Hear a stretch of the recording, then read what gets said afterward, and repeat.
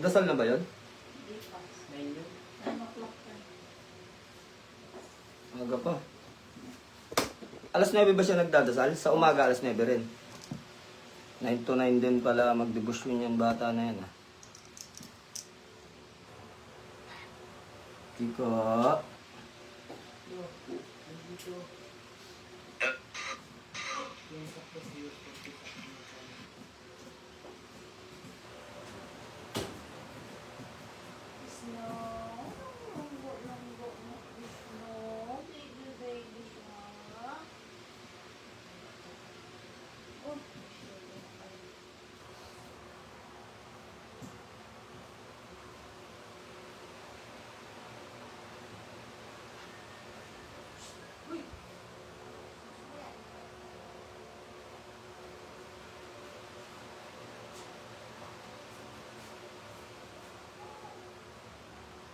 Saan na yan? Tuesday.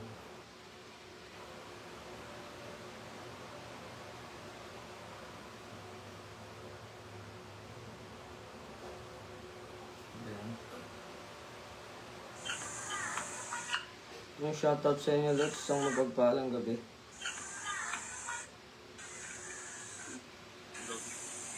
Yung Shoutout sa lahat na nanonood. Kian Ken is watching. Shoutout sa inyo lahat.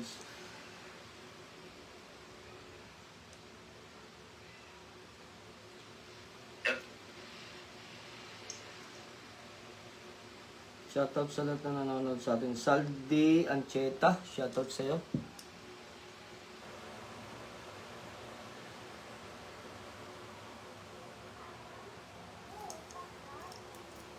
Hanggang ngayon hinahabol pa rin kasi tayo ng mga nagchat-chat, ang dami nag-order kasi ang dami tayong release na medalyon ngayon na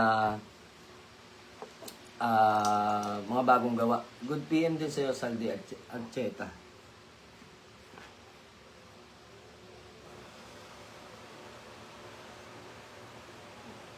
Dami nag-order din kasi.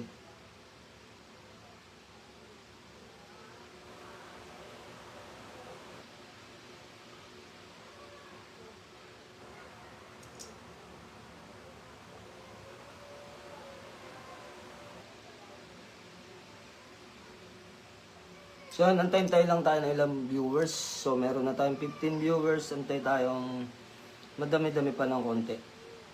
Para sabay-sabay tayo sa mga... Then, pa-share na lang din po ng video natin sa mga nanonood. Paki-share nyo na lang po para marami matutunan yung ibang mga nanonood.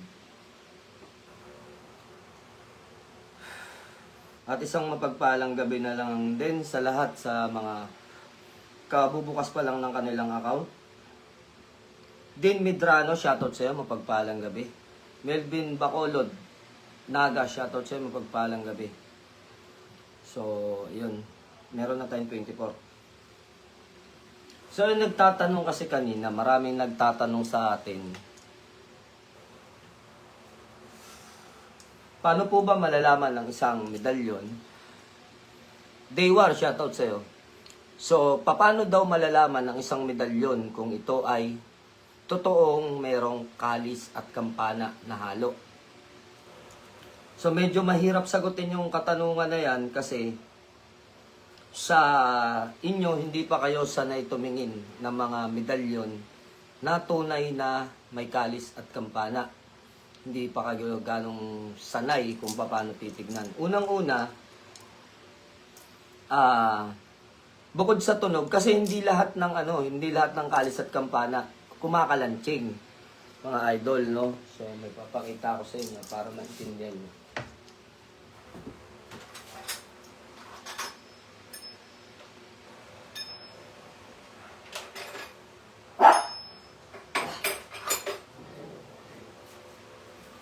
So, ito isang kasahan din to. Kalis at kampana din siya.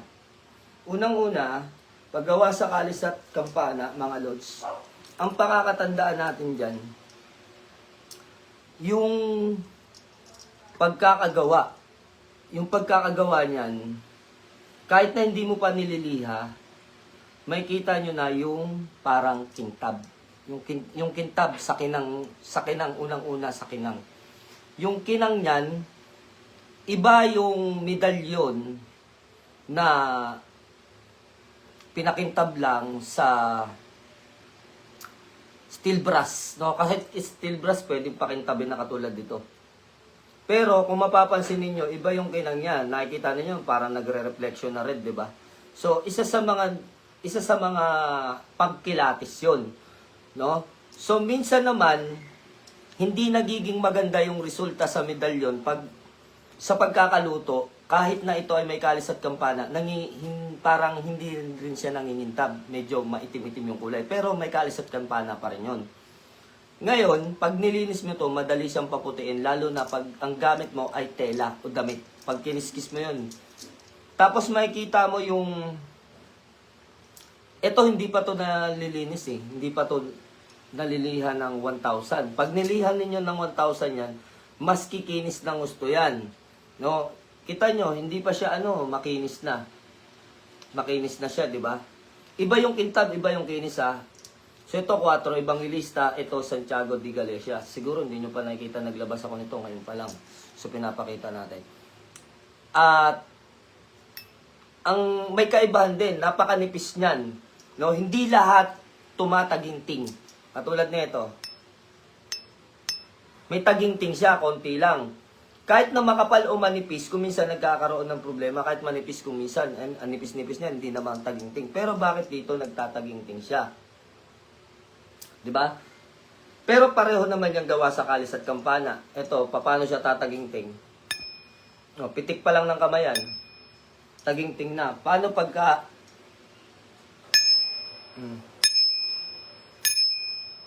para siyang kalis, katulad nitong kalis.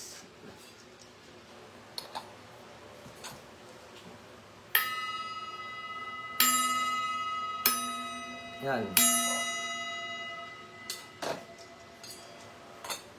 Ang isang medalyon, nahahawid ang tunog nito sa singing bowl.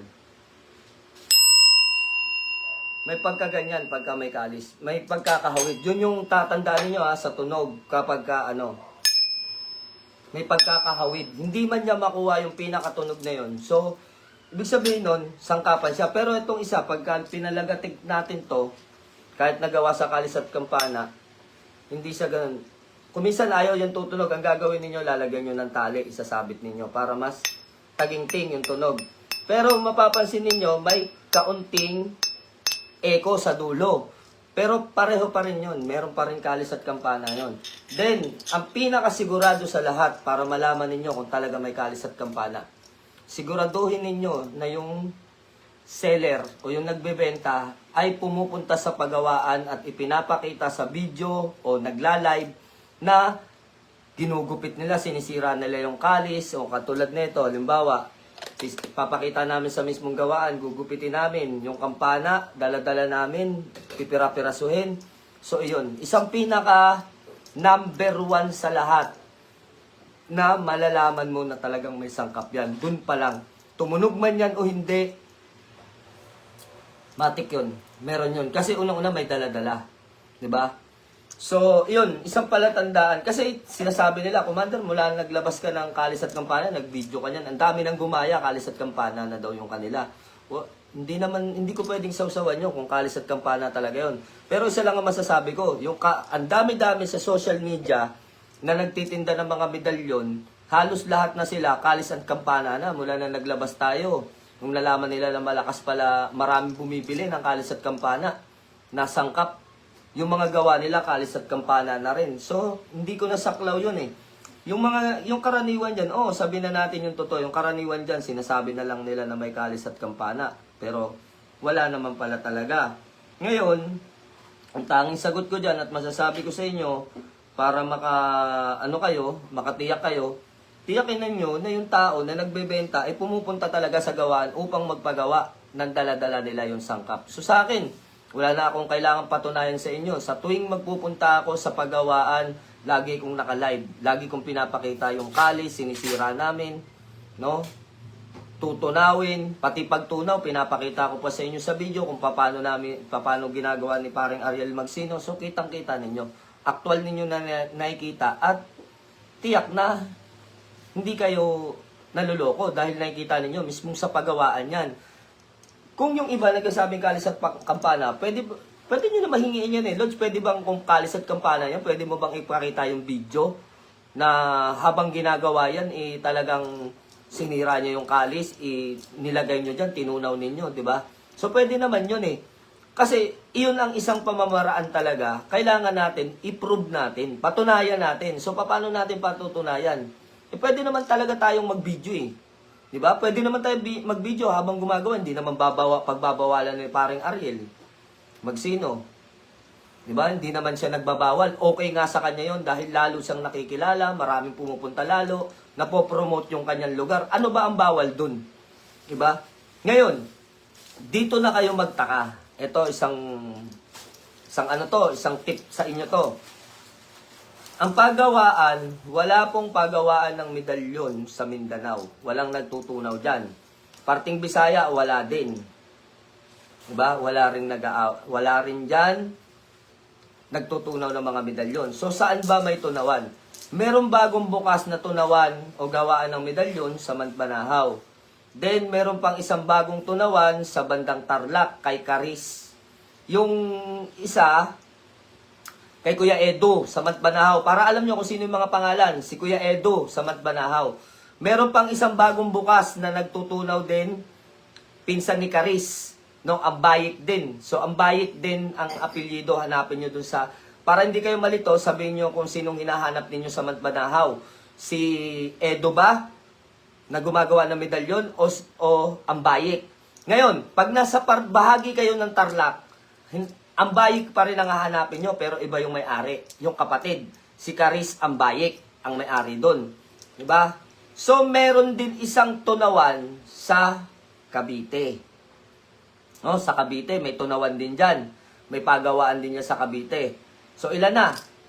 No?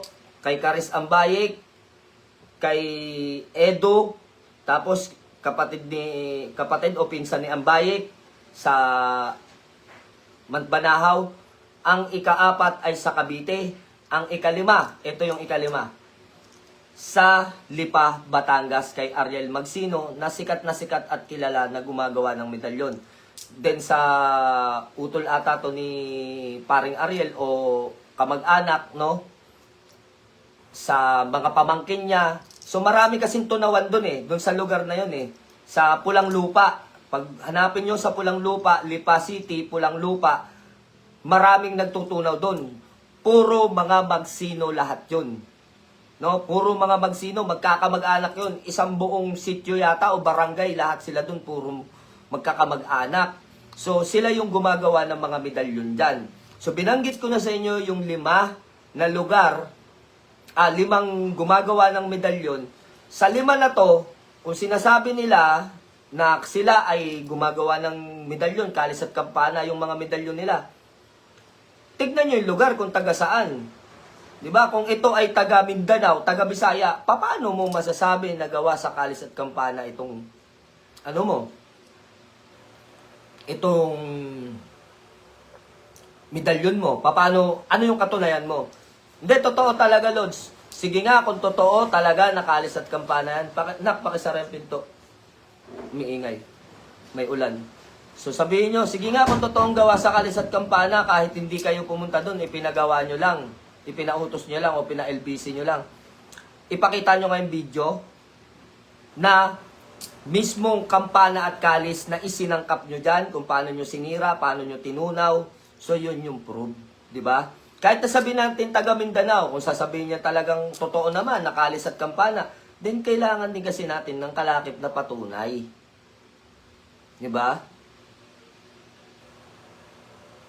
Diba? Yun lang ang tanging masasabi ko sa inyo. Para mas maraming kapatunayan at mas may mga kapatunayan dyan sa mga ginagawa nilang salita na ang kanilang mga medalyon ay gawa sa kalis at kampana.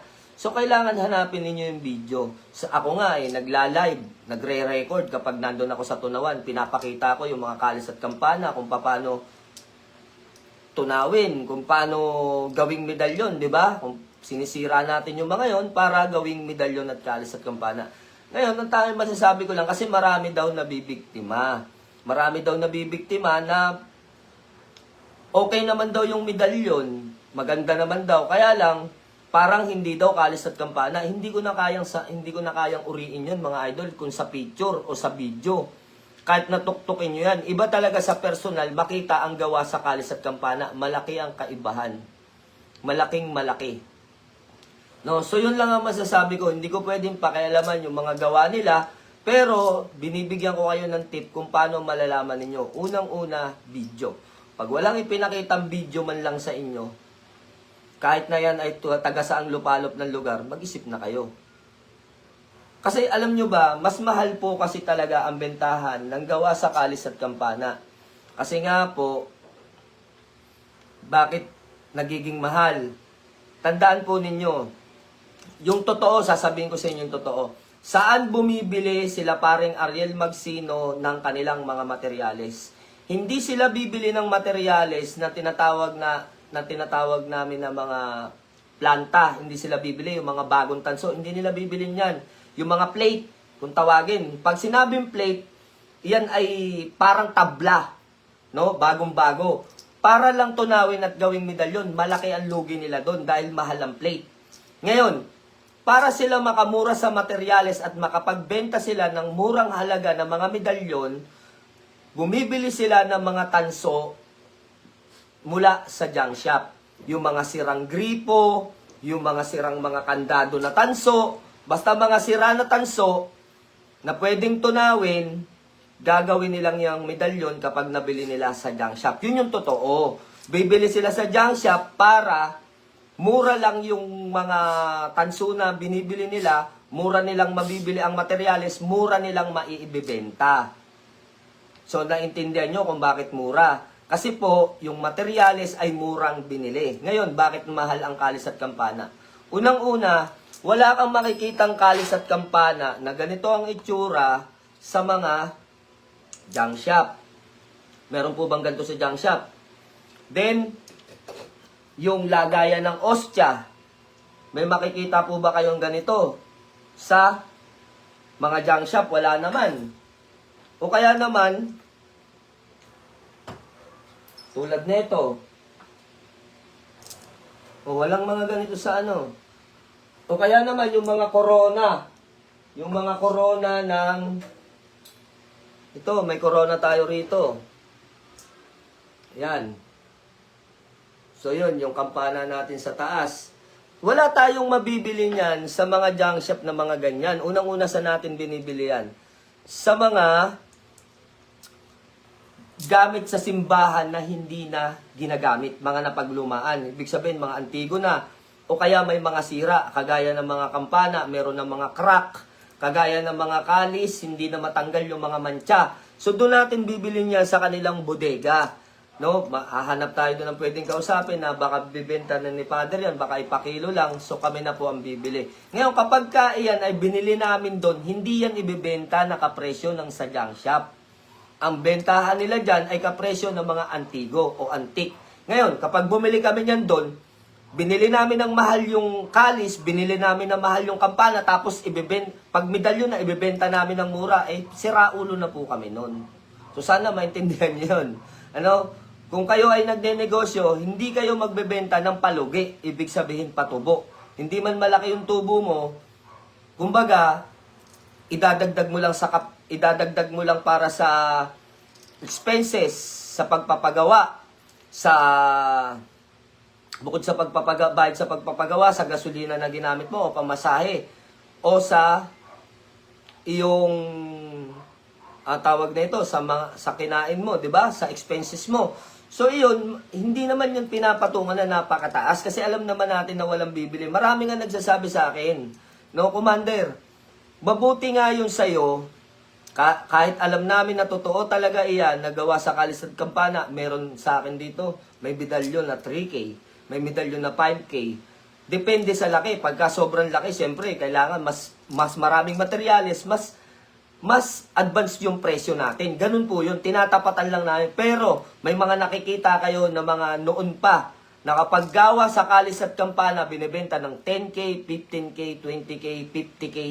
Di ba? So, hindi tayo umaabot sa punto ng ganun. Kasi unang-una, taga na ang tawag doon. Pag sa akin, no, sa kanila, diskarte nila yan. Ganun kahalaga ang gusto nila. Bahala sila dyan. Sa akin kasi dumidirekta ako. Baka malay mo, nabili lang din nila sa reseller. No? Siyempre, yung ipinagawa, katulad ko, nagpagawa ako, tapos may bumili sa akin na yung halagang 3K, binili sa akin ni reseller, no? Ng 3K. Siyempre, pag binenta ni reseller yan, papatungan yan na pwedeng maging 5K na yan. Hindi labas na kami doon, mga lods. Kung mahal sa kanila, labas na kami doon. Diskarte na nila. Basta sinasabi ko sa inyo, hindi po ako reseller. Ako mismo ang nagpapagawa ng mga gamit ko, kaya mas mababa yung gamit ko. Yung iba, kung bakit namamahalan, so sana itong video na to napapanood nyo para naiintindihan nyo kung bakit mas mahal ang gawa sa kalis at kampana. Ano? So, ngayon, alam nyo na kung bakit mas mahal dahil sa uri ng materialis na ginamit. No? At hindi yan solo metalist, hindi yan solo metalist. Kasi ang solo metalist na tinatawag, yung tanso lang. Yung mga galing sa junk shop, mga ganyan. Kapag pinaghalo naman, yung tansong pula, tansong dilaw, yan ay dos metalist na yan. Ngayon, paano siya natatawag na tres metalist? Halimbawa, pinagawa ko, ang materialis na ginamit ko ay pangsahod o lagayan ng ostya. Gumamit din ako ng kampana. Gumamit din ako ng kalis. Ito yung tinatawag na tres metalist. No? Alin yung mabisa sa dalawa? Sabi nila, pareho lang naman ang bisa yan. Totoo kaya? Na pareho lang ang bisa ng may sangkap at wala. So ngayon, ito ang unang-unang ipapaliwanag ko sa inyo. Kung ano ang pagkaibahan ng bisa ng galing ng kampana at kalis. Ano yung advance mo? Ano yung lamang mo kapag kakalis at kampana? Unang-una, ang pare pag nagmimisa, gumagamit sila ng mga dasal. Nagdadasal yan ng sermon o ano paman. Nahahalikan po ng pare ito. Kapag iniinom yan, nahahalikan niya. So ang pare, kapag ka nanalangin, namumutawi yung kanyang banal na salita sa kanyang bibig, at kapag kaiinom siya, yung bibig ng pare ay lalapat dito, nabibigyan po ng tinatawag na bertud ang kalis. Nagkakaroon ng bertud mula sa panalangin ni Father. Then pagkatapos doon, si Father bago niya inumin to, dinadasalan din nila yung laman. So saan siya inilagay yung laman? 'Di ba ang dinadasalan yung laman? So saan siya inilagay yung laman? Sa loob ng kalis. Di pati yung kalis na dadasalan ni Father, na bebless ni Father din. Ngayon, maging ang ostya, kapag nakapatong dito, nadadasalan pa rin ni Father yung ostya, pero kasamang nadadasalan yung patungan dyan. So, double bless na yan. Na-bless na yung kalis, na-bless na yung kampana. Ngayon, kapag sinangkapan mo pa siya ng ibang mga sangkap na nanggaling sa simbahan, mga nasirang korona ng mga santo, diba? Kung minsan nakakabili kami ng mga ganyan pag magpapalit na sila. Yun yung mga tinatawag namin na 7 metalist, 5 metalist. Siyempre, halo-halo na sila eh. Ngayon, kapag iyan ay sinangkapan mo pa ng kampana ng simbahan, ang kampana ng simbahan ay tumatawag ng tao. Anong pagkaibahan? Kapag ka ang isang gamit ay gawa sa kampana, gawa sa kalis, o gawa sa mga gamit galing simbahan, yan ay nabasbasan o nabless na ni Father yung mga yan. Maging yung kampana na yan. Dahil sabihin mo mang walang tenga yan, nadidinig niyan ang misa ni Father. Napapasama yan sa misa ng mga pari. So, ibig sabihin na be-blessed din yan. So, ngayon, kung ang sangkap mo ay puro galing sa bless, ano ang pagkakaiba nun? Kung ang lahat ng sangkap ninyo ay puro galing sa materialis na nanggaling sa simbahan, ano ang kaibahan nun sa materialis na binili sa junk shop? So, kayo nang magsabi kung ano ang pagkakaiba nun. So, alam nyo na. No? Kaya dun sa mga walang alam na nagsasabi, dahil hindi na sila mabentahan ngayon, kasi nga, ang hinahanap ng tao, tinatangkilik ng tao, yung gawa ng kalis at kampana. Para mabentahan sila ulit, gagawa sila ng isang salita na hindi naman nila tiyak at hindi nila naiintindihan kung bakit may sangkap at wala. Kasi ang laging sinasabi ng iba, minsan may comment, nababasa ko, may post. May magtatanong, doon sa post nung naglilimusan. Nagtanong yung buyer, iyan po ba ay gawa sa kalis at kampana? Ang sagot nito ni nagbebenta, nitong seller, kahit naman yan gawa sa kalis o gawa sa simpleng tansulang, pareho lang naman ang bisa niyan.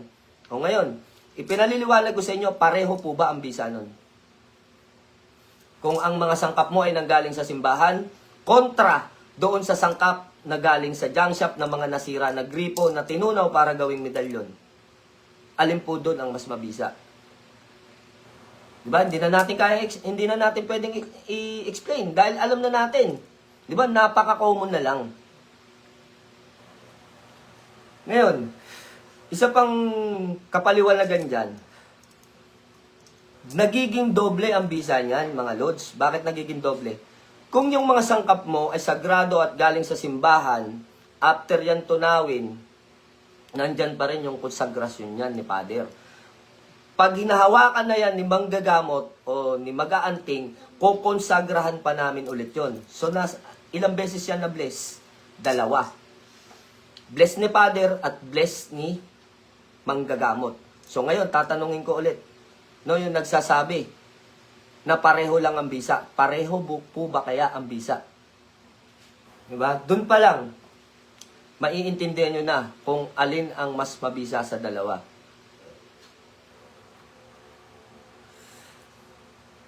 Paring Albularyong Gala, shoutout sa'yo, mapagpalang gabi din sa'yo. So yun po ang isang kaibahan sa mga nagtatanong kung ano ang pagkaibahan at paano makikilala. So yun ay nasa mga medalyon na tinutukoy natin. Tapos, paulit-ulit na walang sawang katanungan na hindi ko naman sinasawa ang sagutin ko, pero kung minsan nakakaumay na, ano po ba ang pinagkaiba ng medalyon sa mutya? Unang-unang sagot, sa kanilang pinanggalingan at sa kanilang galing. Ang medalyon, hindi gagana, hindi iiral, kung hindi ko konsagrahan ng manggagamot at hindi mo aalagaan ng dasal. Yung dalawang pagkakaiba, ha? Ang medalyon, kahit na iyan ay anong larawan ang nakaukit dyan, mataas na pangalan o anuman, kapag hindi yan kinonsagrahan, hindi mo yan inalagaan o pinakain, hindi yan iiral o hindi yan gagana. Anong kaibahan sa mutya? Ang mutya ay mananatiling mutya at mananatiling may kapangyarihan. Dasalan mo man o hindi, nandyan ang bisa niyan. Huwag mo lang dadalhin dun sa mga lugar kung saan sila bawal upang hindi mawala ang bisa. Ang mutya, pag nawala ang bisa, wala na talagang bisa. Ang medalyon, pag nawala ang bisa, dasalan mo lang ulit, magkakabisa pa ulit yan. So nakuha nyo kung anong pagkaibahan ng dalawa. At ano pa, yung pinakamatinding dahilan ng pagkakaiba ng dalawa. Ang mga medalyon ay nahahanay sa divino. Ang mga mutya ay nahahanay sa inkantadores. Magkalaban silang dalawa, kaya bawal na bawal pagsamahin sa lalagyan. So naintindihan nyo po ba? Na bawal pagsamahin sa lalagyan. Maging sa altar.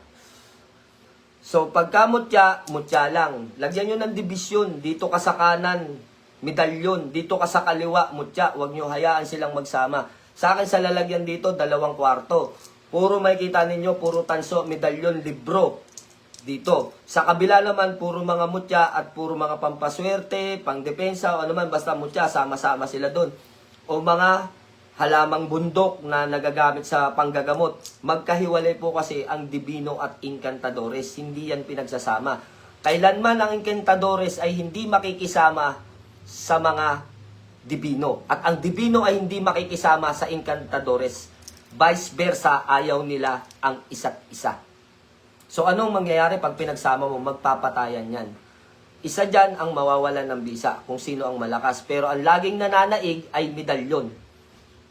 Bakit? Kasi ang medalyon, divino ang ipinapakain mo. Kaya ang medalyon ay isang uri ng divino.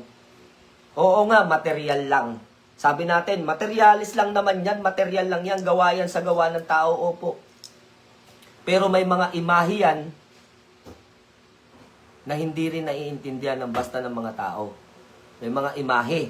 So yung mga imahe na yon, may mga pangalan yun. Ano yung mga pangalan nun? Yun yung tatawagin mo, yun yung papakainin mo, yun yung aalagaan mo. Kaya kahit sabi mo materialis yan, pag nakonsagra yan, materialis na may kapangyarihang spiritual na yan. So sana naintindihan nyo yung kapaliwanagan na to para alam nyo kung paano tamang magtangan ng mutya at medalyon. So hindi nyo pwedeng pagsamahin. Hindi man yan medalyon. Iyan man ay mga garapa na may mga orasyon, huwag nyong isasama sa mga mutyaan nyo. Yung iba, makikita ko, sinasama yung mutya dun sa mga orasyon pag gumawa ng garapa. Yung garapa nila, may mutya, may orasyon. Nagpatayan na yun dun. So tingin nyo, iiral pa yan, gagana pa yan. Ito ay mga matandang kaalaman na itinuro din sa akin ng aking mga mentor. Kaya ina-apply ko sa inyo at itinuturo ko rin sa inyo yung tama. Dahil pinalaki ako ng mga mentor ko sa spiritual at tinuruan ako sa pamamaraan ng tamang pamamaraan, hindi sa pamamaraan ng katwiran lamang. Yung iba kasi katwiran lang eh. Hindi mag-aaway yan, hindi ganyan-ganito. Paano mo nasabi? Diba? Mas malapit yung katotohanan na ipinapaliwanag ko na ang mga engkanto at mga dibino ay magkaaway. Kesa doon sa sinasabi ng iba, hindi, mabisa naman, ganyan, ganito. Paano nga naging mabisa? Oo, mabisa pa rin yan. Pero isa dyan ang pinatay. Bakit? Kasi dalawang mabisa yung nilagay mo doon sa loob ng bote. Ipinaloob mo yung dalawang mabisa, yung bisa ni mutya at yung bisa ng orasyon. Ipinasok mo sa loob ng bote. Ngayon, kahit magpatayan yung dalawa dyan, may iisang matitirang mabisa dyan.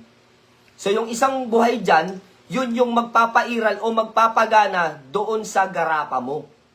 Hindi pwedeng magiging dalawa ang lakas niyan. Lakas ni mutya, lakas ni orasyon, hindi. May isa, magpapatayan yan. May isang papatayin ng bisa dyan. Hindi man niya nawala ng bisa, pero may isang namatay dyan. Yun yung katotohanan. Doon lang tayo sa totoo. Para hindi tayo naluloko ng kapaliwanagan ng iba. Kasi yun naman talagang katotohanan eh. Kailanman si Divino hindi yan makikisama kay Encantadores. At si Encantadores kailanman hindi yan makikisama kay Divino. Alam nyo kung bakit? Ang Encanto, halimbawa, example yung orasyon mo, garapan ng pandigmaan, ginawa mong lalagay mo sa garapang pandigmaan, ang orasyon na ginamit mo, orasyon ni San Miguel Arcangel, orasyon ni Metatron, orasyon na 7 Arkangeles, puro anghel yan. Halimbawa, inilagay mo sa bote yung orasyon na pangontra sa kulam o kabal pa man yan. Na meron ka mga mutyang maliliit, ipinasok mo dun sa garapa, kasyang-kasya yung mga suso o yung mga ano pa man na kalikasan, ipinasok mo dun. Alam naman natin na ang mga mutya ay Encantadores. So, ibig sabihin, pag-aari ng engkanto. No? Pag-aari ng engkanto. Sa tingin ninyo, tatagal kaya yung bisa ng mutya? Kaya kaya niyang makipaglaban kay San Miguel o kay Metatron o sa 7 Arkangeles? Anghel pa lang ang pinag-uusapan natin. Taasan natin. 3 persona. Orasyon ng 3 persona nilagay mo sa garapa. Nilagay mo si mutya. Sino sa tingin mo ang mamamatay dun sa dalawa? Yung kapangyarihan ba ng 3 persona o yung bisa nitong mutya? So dun na kayo mag-isip. No? Sabihin nyo man na yung langis na to kumukulo pag may aswang. Tapos sabi ni Commander Leon, mawawala daw yung bisa. Bakit pag may aswang kumukulo pa rin? Yun nga ang pinapaliwanag ko sa inyo. Ano ba nilagay mo? Mutya. Orasyon. Ngayon, pag nagpatayan yung dalawa na yan, may isang matitira dyan. Yung malakas. Sinong matitira dyan? So, nawalan ba ng bisa yung garapa mo? Hindi. Hindi nawalan ng bisa. Pero meron dyang pinatay. May inalisan ng bisa dyan. May mananatiling mabisa pa rin yan. Yung malakas na natira ang nananatiling bisa. Pero itong napatay niya, wala na yun. Wala nang bisa yun. Patay na yun. Ibig sabihin, may patay bang may bisa pa? Diba wala? Alam naman nating wala. Hindi na iiral, hindi nagagana yon. Ang nagpapairal dyan, yung natirang buhay. Kaya may bisa pa rin yan, bote de guerra. Maging sa bao, pag pinalaman mo yan salita, tsaka yung mga no? ganun pa rin yan. May digmaan pa rin sila dyan. So, ganun. Ang inano mo, ang gamit mo, ginawa mo para sa digmaan sa iyong kaaway, pero sila pala doon sa loob ng bao nag-aaway-away. O, tingin nyo, kombinasyon ba ang tawag dyan? May mga post, the grand combination. O, nakita ko gumagawa ng bao, magmula sa pagkakalagari. O, magmula sa bunot, may bunot pa. Pag biniyak niya, nakakabilib. Alam nila na bao na walang mata. Diba? Bilib ako, alam nila na bao na walang mata kahit may bunot pa. Kahit kayo, pag nakita nyo, mabibilib kayo, may bunot pa lang. Alam na nilang baong walang mata. Then after nun, naka-video yan ha. Biniyak yung bao, hinulmahan, pinaliit para gawing lalagyanan, no? Para maging medalyon. Itinihaya, kitang-kita sa video, fully loaded. Sabi pa, fully loaded, no? Overall combat spiritual. May mutyana, may orasyon pa. Patay. Patay na. Mag-isip na kayo. Kung fully loaded ba talaga yan? So ngayon, ang medalyon, ang bao nila na ginawa pandigmaan talaga. Kasi doon pa lang sa loob ng bao, nagdidigmaan na sila. Si Encantadores tsaka si Divino. Nagpapatayan na sila doon. Matira matibay. At ang matibay ay yung matitira. So, meron pa rin bisa. Kaya lang, doon pa lang sa loob, sinubok mo na silang dalawa eh. Pinag-away mo na sila eh. Diba? So, yun yung katotohanan ng mga idol. Ito rin ay turo sa akin ng mga matatanda mula sa Banahaw, maging sa Quiapo, o saan man ako mapadpad, na may mga matatanda sa spiritual na pinakikinggan ko yung kanilang mga payo. Hanggang sa natutunan ko, hanggang sa naintindihan ko, hanggang sa naisip kong tama yung mga payo nila sa akin na dapat kong ipayo din dun sa iba. Lalo na sa mga nagsisimula sa spiritual. Hindi ako nangaaway, hindi ako nakikipagtalo, hindi ako naninira. Ang sinasabi ko lang ay katotohanan upang mabigyan kayo ng tamang pamamaraan kung paano magkasa ng bao. So sana maintindihan nyo yun. Ano ba yung mga bato na pwedeng isama sa mga orasyon? Kagaya ng mga dignom, may dasal sa dignom, di ba? Ang dignom, may dasal para sa kanila. So, pwede nyo isama sa orasyon yun. Kasi nadadasalan siya. No? Nadadasalan siya ng orasyon. Kung nadadasalan siya ng orasyon, sige lang, isama mo. Hindi yan imbalido. Meron ka dyan bato ng Santo Ara. Ang Santo Ara, nilalagay lamesa ng pari yan. Santo Ara. Kapag yan ay bato, hindi pa nagiging lamesa, ang tawag dyan, bato Ara. Ro. No, ibig sabihin, kahuhukay mo pa lang, kakukuha mo pa lang sa kabundukan o saan mo man nakuha yan, ang tawag dyan ay bato Ara. Kasi bato pa lang siya. Ngayon, bakit siya tinawag na Santo Ara? Kasi po, dumaan na siya sa makina. Ginawa na siyang parang marmol. Ginawa siyang lamesa ng pare. Kaya tinawag na siyang Santo Ara. Pero pareho lang yung Ara. No? Dalawa man ang pangalan niya, pareho yung Ara. Isang Santo Ara at isang Bato Ara. Ibig sabihin sa Santo Ara, process na. Katulad ng gold, pag nahukay mo, raw. Kapag iyan ay, anong tawag mo dyan pagka nahukay mo? Gold. Kapag iyan ay pinagawa mo ng bracelet gold. Oh. Ganon din yun. Bato Ara, kapag ka ipinagawa mo na, dumaan na sa proseso, Santo Ara. Kapag iyan ay ginagamit na ng mga pare, Santo Ara. Kaya kung may napapansin kayo, may tumatawag ng Bato Ara, may tumatawag ng Santo Ara. Doon pa lang maiintindihan nyo na kung talagang totoo yung nagpo-post na naiintindihan niya yung kanyang post. Kung naiintindihan niya yung kanyang ibinibenta. Kasi kapag nakakita kayo ng bato na kulay puti at sinasabing ito ay Santo Ara, ambot sa imong lubot. No? Hindi mo naiintindihan yung mismong produkto mo, yung ibinebenta mo. Pangalan pa lang, mali-mali ka na. Paano mo sasabihin na may alam ka sa spiritual kung yung pangalan pa lang ng Santo Ara at Bato Ara hindi mo na naiintindihan? So yun yung sinasabi natin dito. Sa bibig nahuhuli ang isda kung may katotohanan at totoo talaga na yan ay nag-spiritual. So ngayon, naipakilala ko na yung kaibahan ng Santo Ara at Bato Ara. Kung halimbawa yan Bato Ara o Santo Ara yan, pwede mo pa rin yang ilagay sa loob ng bao o mga ano man kinakasa mo, pwede mo yang isama. Kasi ang Santo Ara ay nadadasalan din. Basta iyan ay nature o kalikasan na merong dasal na para dyan, pwede mong isama yan para doon sa ikakasa mo ng mga may orasyong papel o anuman, no? Talandro man, pwede mong pagsamasamahan yan. Kasi iyan ay mga nature na hindi gawa ng tao na pwedeng pakainin ng dasal. So, gets nyo na, naintindihan nyo na. Meron din naman dasal na pwedeng ipakain sa mga mutya. Depende sa dasal. Hindi lahat ng dasal, San Miguel, debosyon ng San Miguel Arcangel, idadasal mo sa mga mutya mo. Hindi doon palang tinadtad na niyan, tagayang ano niyan, gabay niyan. Gulat ka yung tinatawag mo na mutya na, bato na mutya ng apoy. Ba't ang lamig-lamig nito? Ayun pala, binugahan mo pala ng debosyon ni San Miguel Arcangel. Eh kung hindi ba naman tayo engot yan minuminuto, alam mo naman na ang divino kailanman ay hindi magpapakumbaba sa inkantadores. Diba? Kahit anong gawin yung pilit na sinasabi ng gabay nito sa akin, magkasundo naman daw sila. Paano mo nalaman? Paano mo nasabi? Ano yung katunayan mo? 'Di ba?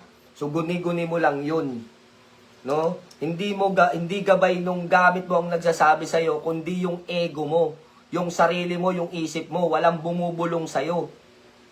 'Yun yung katotohanan. Masakit man sabihin, masakit man tanggapin, at least matututo ka. Yun lang ang akin. Hindi ko sinabing akong tama, hindi ko sinabing akong magaling. Ito ay kaparaanan at katuruan na itinuro sa akin ng matatanda na itinuturo ko hanggang sa ngayon. Para maraming matuto ng kaparaanan, para magkaroon ng saysay yung inyong ginagawa. Mahirap gumawa ng bao, mahirap gumawa ng garapa. Tapos yung ginagawa mo, wala naman palang kabuluhan. Doon pa lang sa loob, nagpapatayan na sila. Paano pa sila makikipagdigma doon sa labas na gustong pumasok sa'yo kung mismo yung pinag-away mo na yung dalawa doon sa loob? Sino pa poprotekta sa'yo pag nagpatayan yan doon sa loob? Eh kung parehong patayan, ano na mangyayari sa gamit mo? Di walang bisa. O sino pang poprotekta sa'yo? Wala na. Diba? Gumawa ka ng proteksyon na mismong ikaw din ang pumatay sa proteksyon mo. So gets nyo? Nasabihin nyo, nangaaway na naman ako. Sabihin nyo, nagbibida-bidahan na naman ako. Ngayon, kung nagbibida-bidahan ako, alin yung tama? Yung gawin na nakasanayan ninyo? Nakwento nito? Nakwento ni ganyan? Na dahil sinabi sa GC, na sinabi ni Ermitanyo sa panahon natin ngayon, may nakikita pa kayo? Tigilan nyo yung kay Ermitanyo ninyo. No? Baka hindi na spiritual ang kailangan nyo, mental na. Ang daming bumabanggit dyan na bigay ni Ermitanyo ng ganito, bigay ni Ermitanyo ng ganyan, bigay ni Apo ng ganito. Nasaan ba ang Apo? Di ba nasa langit, wala sa lupa? Apo kayo ng Apo eh. Yung salitang Apo nga, ano ba sa Tagalog ang Apo? Sa salitang Ilocano, ano ang Apo? Ama sa Tagalog. O nasa ng Ama? Nasa lupa ba? Ano yung tinatawag nyong Apo na tao? Ginodiyos nyo na. So sino nagkasala? Kayo. Hindi kaming mga nakakaunawa. So ngayon, sino nagbigay sa iyo? Si Apo? So ibig sabihin, yung Apo, Diyos. Yung Diyos ba nagbigay sa iyo? Diba? Sa pangalan pa lang, yung mga nagbubuhat ng mga pangalan na kay bata-bata pa, kailan pa lang tinabuan ng tahid, akala nila, yung tahid nila, no? Hirap lang magsalita. Pero yun ang katotohanan. Ang babata pa, mga apo na. Ang babata pa, mga master na. Ang babata pa, mga maestro na. Ngayon, kung mga bata pa sila, master, maestro, apo sila, ano kaming mga nakakatanda sa spiritual? Ano ang dapat namin gawing pangalan sa sarili namin? Diyos? Wag na. Hindi namin kailangan makipagmataasan ng pangalan sa inyo. No? O pabigatan ng pangalan. Mabigat na pangalan, mabigat na responsibilidad yan. Na sana yung responsibilidad ay mapanindigan nyo bilang nasa spiritual. Baka pa master, pa apo-apo pa yung mga pangalan ninyo, bandang huli, magpapagamot din kayo sa amin kapag ka nabira kayo ng mga mangkukulam na nakakalaban nyo sa combat spiritual. So, ganun lang. Ganun lang kasimple. Huwag nyong masyadong galingan yung mga pangalan ninyo. Mas nakakabilib kayo kung gagalingan nyo sa gawa. Magpagaling kayo ng maraming karamdaman. Mas mabibilib pa kami sa inyo. Tumulong kayo ng mga maraming kapaliwanagan sa spiritual, sa mga hindi nakakalam, sa mga nagsisimula sa spiritual. Huwag nyong turuan ng kabubuhan. Ano yung kabubuhan? No? Yung nananaginip ka ng gising. Paano yung nananaginip ng gising? Nakausap ko ang Diyos. Sinasaniban ako ng Diyos. Sumasanib sa akin ng Santo Niño. Kaltukan ko mga ulo ninyo eh. Sinasaniban kayo ng Santo Niño? Ano mga sumasanib sa inyo? Yung mga manggagamot dyan, maglabasan kayo, mga sinasaniban ng mga ano dyan. Sinasaniban ng Diyos. So, ngayon ka maglabasan, mag-comment kayo dito ngayon. Tignan ko kung yung hindi ko ngayon ingud-ngud sa aral ng katotohanan. Sinasaniban kayo ng Diyos, bakit hindi kayo nagkakasala? Tandaan nyo, ang Diyos, kailanman ay mananatiling Diyos at hindi kailanman makikisama sa katawan ng makasalanang tao. Oh, naiintindihan nyo yun? Banal yun. Tayo makasalanan kahit manggagamot ka pa, kahit anong estado natin sa buhay. Sino matuwid? Sino banal? Sige nga, mag-comment kayo dyan kung sino banal sa inyo. Oh, tapos sasabihin nyo, sinasaniban kayo ng Diyos. Kaya nyo lukuhin yung mga pasyente na nangangailangan dahil ang buhay nila ay nasa peligro. Kahit nasabihin mong Diyos ka, paniniwalaan ka. No? Kahit sinasaniban ka ng Diyos, paniniwalaan ka dahil kailangan nila ng tulong nyo. Pero anong ginagawa mo? Niloloko mo yung sarili mo. Pero kami mga matatanda sa spiritual, di nyo kami kayang lokohin. Kailanman, walang banal na espiritu na sumanib sa tao. Kaya tayo napupulaan eh. Kaya tayo nasasabihang mga baliw eh. Kaya tayo nasasabihan na nasasaniban ng mga demonyo, yung mga karunungan natin sa demonyo eh. Bakit? Mismong sa bibig ng ibang mga manggagamot eh, dahil sa inyong kayabangan, pati Diyos dinamay nyo pa. Gamitin natin yung salita ng Biblia kung anong katunayan. No? Saniba ng katangahan. O yan, may natawa na sa inyong isang combat healer, si Commander Tiger. No? Magandang gabi sa iyo, paring Commander. Si Jess Fernandez, shoutout din sa iyo, mapagpalang gabi. Ito mga idol nakasulat sa Biblia. Pumunta kayo sa pahayag. Hanapin nyo doon yung 7 tatak. Ang sabi doon, narito. No? Narito ang anak ng Diyos. Ang kordero. Binuksan niya ang 7 tatak. Yung aklat ng 7 tatak sa kalangitan. Binuksan niya ang 7 tatak. Mababasa nyo yan sa pahayag. At dumating ang makapangyarihang Diyos. Oh, pagbukas ng Kristo sa libro, dumating ang makapangyarihang Diyos. Ngayon, pagdating ng makapangyarihang Diyos at nagpatira pa ang libo-libong anghel kasama ng 24 matatanda na unang ministro ng kalangitan. Bakit sila nagpatira pa? Hindi nila kayang titigan yung liwanag ng kapangyarihan ng Diyos. Bakit? Anong kadahilanan? Sa ibang talata ating mababasa, sapagkat sila'y matutunaw. Sila'y matutunaw. Libo-libong mga anghel, kasama ng 24 matatanda na ministro ng kalangitan ay nagpatira pa. Hindi nila matitigan ang Diyos sapagkat sila'y matutunaw. Ikaw na huklubang tanga ka, no? Na sinasaniban ka kamo ng Diyos, hindi ka kaya sumabog at magpira-piraso sa katarantaduan mong engot ka? Ngayon, sa mga nanonood nito, tandaan ninyo, kapag may nakilala kayong sinasaniban ng Diyos, isa lang ang sumasanib dyan. Si Satanas. Real talk, si Satanas. Kapag nagsasabi ka ng kasinungalingan, ang sinungaling ay kapatid ni magnanakaw, ninanakawan kayo ng katotohanan. At bakit natin masasabi na si Satanas ang sumasanib dyan? Kapag nagsisinungaling ka, sino ba ang Diyos ng sinungaling? Si Satanas. So, sino sumasanib sa mga yan? Diba? Kaya ninyong lokohin yung mga pasyente na nasa peligro na ang buhay. Pero, unti-unti, pag nakikilala ang pangalan ko niyang mga yan, malilinawan ang pag-iisip niyang mga yan, na mga naniniwala sa espiritual. Doon nila makikita ang kaibahan ng mga tunay na mga manggagamot sa mga manggagamot na sinasaniban daw ng Diyos. Lokohin yung lelang yung panot. Kaya pati kaming mga matitinong manggagamot na dadamay sa katangahan ninyo at kasinungalingan ninyo. Diba? Mag-isip kayo sa mga nanonood ngayon. Ang dami ninyong mga nanonood ngayon. Ilan? 62 kayo hanggang sa susunod nito. No, hindi na ako nakalive. Mapapanood nyo to. Mag-isip kayo. tinatangkilik ninyo yung aral ng demonyo. Kapag kayo ay lumapit sa manggagamot na sinasaniban daw kuno ng Diyos. Pinaliwanag ko na, hindi kakayanin ng katawan ng tao ang kapangyarihan ng Diyos, ang lakas ng Diyos para sumanib sa katawan ng tao. Dahil makasalanan yan, wasak yan, sabog yan. No? Libo-libong anghel nga nagpatira pa. Matatandang makapangyarihan sa kalangitan. Nagpatira pa, hindi nila matitigan ng Diyos sapagkat sila'y malulusaw.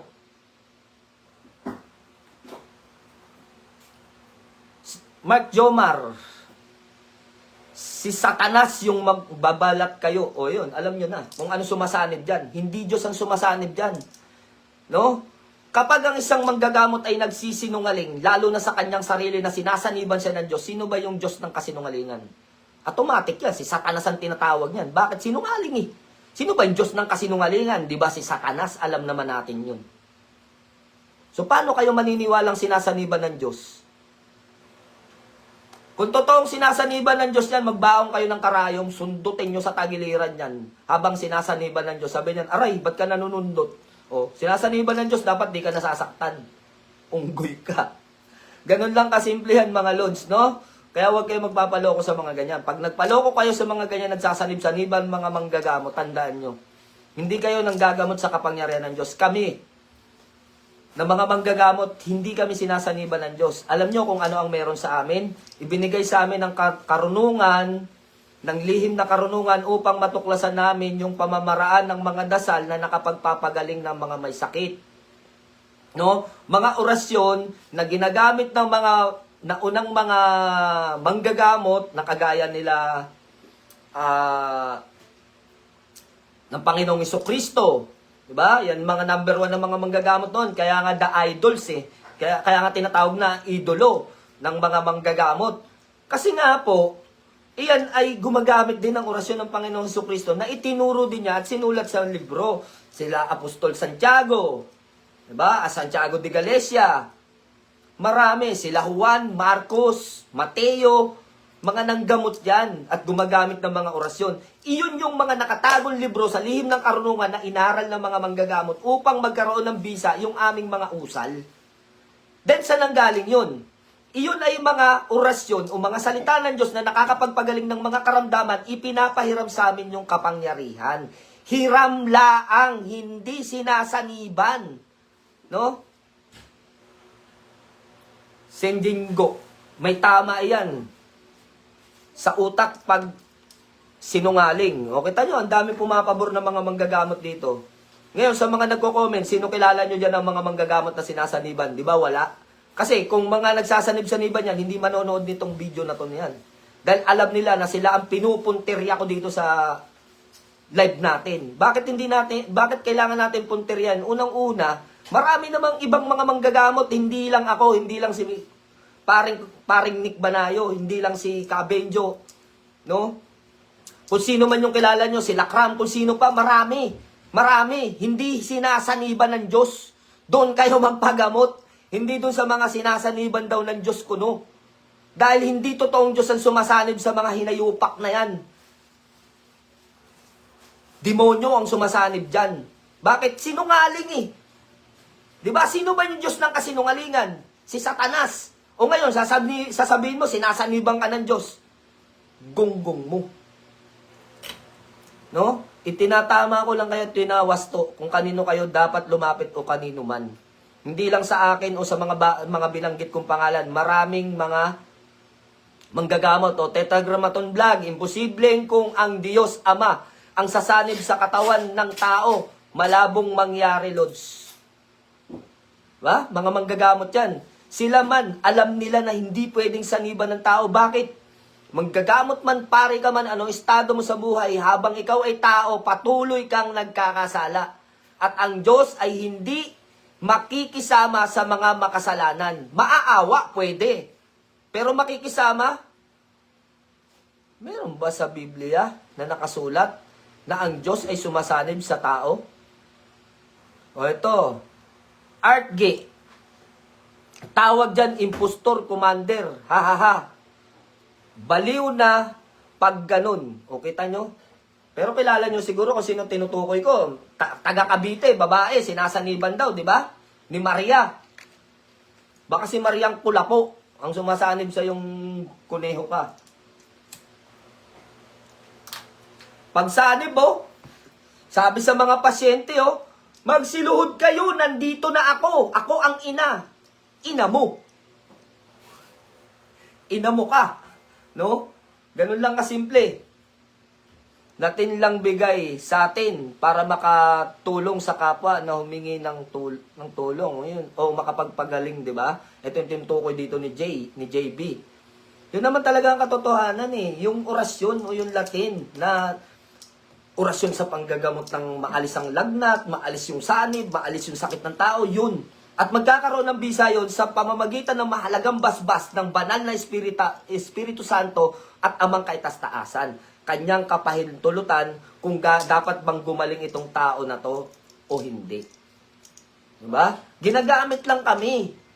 Kaya nga ang sabi namin mga manggagamot kami ay iyong alipin. Alipin ng Diyos. Hindi sinasaniban ng Diyos.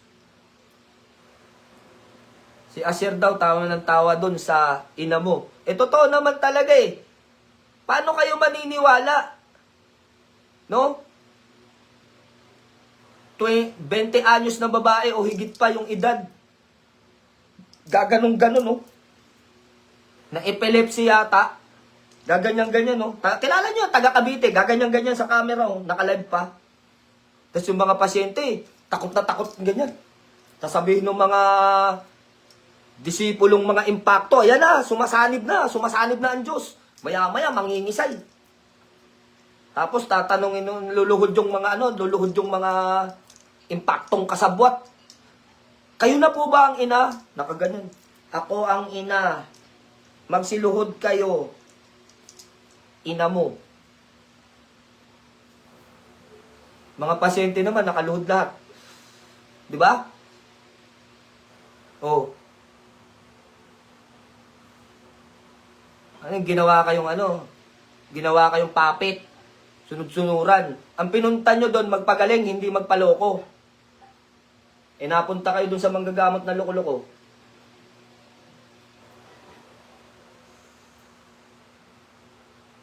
Dami ako nakita niyan, idol. Napasukan ng hangin ang utak nun, commander. No, tawanan yung mga nasa spiritual. Ha ha ha. Yan din ang paniniwala ko nang ako bago sa spiritual ngayon. 13 taon ako nag-spiritual. Salamat po, Commander Leon, sa dagdag kaalaman. Tulad ng naaaning walang alang pag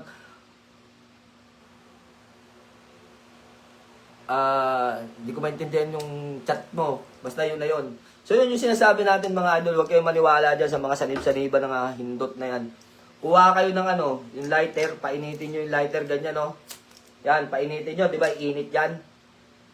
Yan. Pag mainit na tong na to, bakal, idikit nyo sa braso nung sinasaniba ng Diyos. Tignan nyo. Oh, try nyo lang.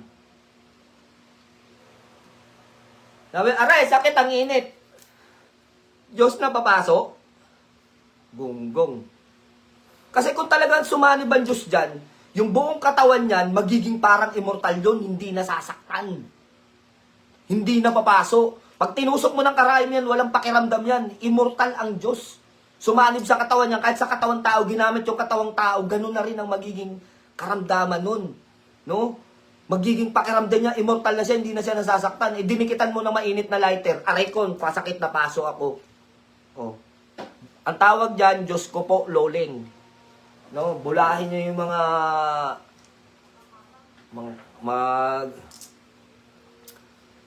sabi ni Bungo, magsiluhod kayo, magsitagay tayo. Tragis talaga to si Bungo hanggang ngayon, puro alak pa rin, ano? Pag naubos yung atay mo kay ino mo, ewan ko lang sa'yo, Bungo. Ako, bago pa lang sa spiritual, pero wala pa akong nakikitang nasasaniban ng ganyan. Sira ulo pag ganun na. Kung wala ka pang nakikita, hanapin mo yung may nanggagamot sa Cavite sinasaniban. O hindi ko tinutuko yung espiritu medika, kilalang manggagamot yan. Mga tropa ko yan, mga kumari ko at kumpare yan. Walang nasasaniban ng katangahan dun. Maniwala kayo sa akin. Mga manggagamot yun, mga nasa Espiritu Medica. Sila Arnie, sila Nomar Anabo, mga tropa ko yan.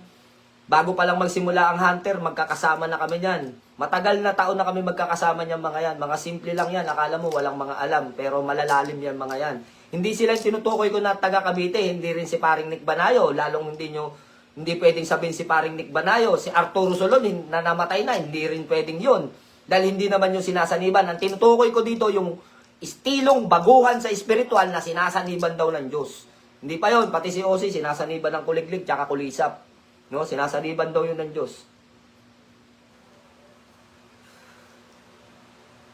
Isa pa yung kalabaw na yun. Bugbugin nga natin dito sa live. No? Sabi niya, oh, may kumukulam sa akin. Naka-live si Gago. May kumukulam sa akin. Binibira ako ng pinakamalakas na mangkukulam. Taga Sikihor. Pasok! So, pinasok sa sarili niya. Sabi niya, oh, espada na San Miguel Arcangel. Pu, pu, pu! Gaganon si Osi. Ginilitan yung sarili, pinasanib sa sarili, di punggol ka. Oh. Di ba? Kayo, ginagawa nyo rin ba yon? Yung mga bago sa spiritual? Huwag nyong gawin yun. Tirahin ko kayo sa live pag ginawa nyo yun. Di ba? So, yun lang mga idol. Ang binabanata natin dito yung mga huwad, yung mga gunggong sa spiritual na ginagawang katatawanan yung spiritual. Ang ba kayo nakakita ng pasok? O pagpasok, kinakausap yung sarili, sino ka? Ako ang pinakamalakas na mangkukulam ng Sikihor. Bakit gusto mong pinsalain ang katawan ni Osi? Malakas siya, magaling siya. Itong Osi naman, gaganyan, nahawak ng ano. Etong sayo, kapangyarihan ng espada San Miguel Arcangel. Pu, pu, pu! Gilit sa sarili. Putragis siyang kinumbati na ang sarili, sinaniban pa yung sarili.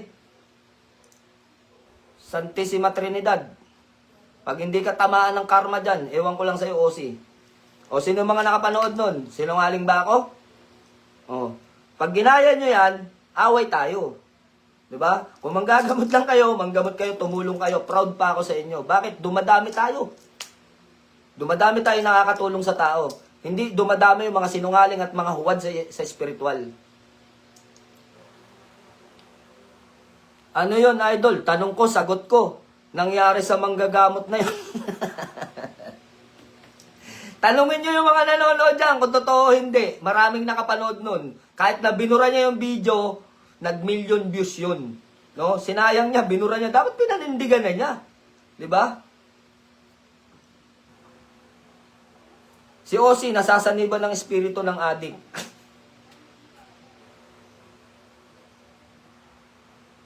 Ay, sabi ni, walang hiyayan talaga.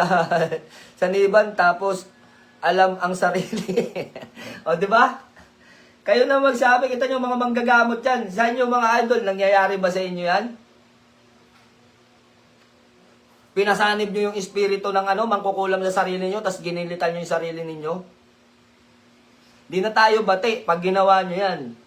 Bablock ko kayo. Ayoko mapanood yung mga ganyang estilo ng pamamaraan. Kasi unang-una mga idol, tandaan nyo pag gumawa kayo ng kabulastogan sa spiritual, napaka-hot seat na nga ng mga manggagamot No? Nasa mainit na upuan na tayo. Lagi na tayong inaalipusta ng mga pari.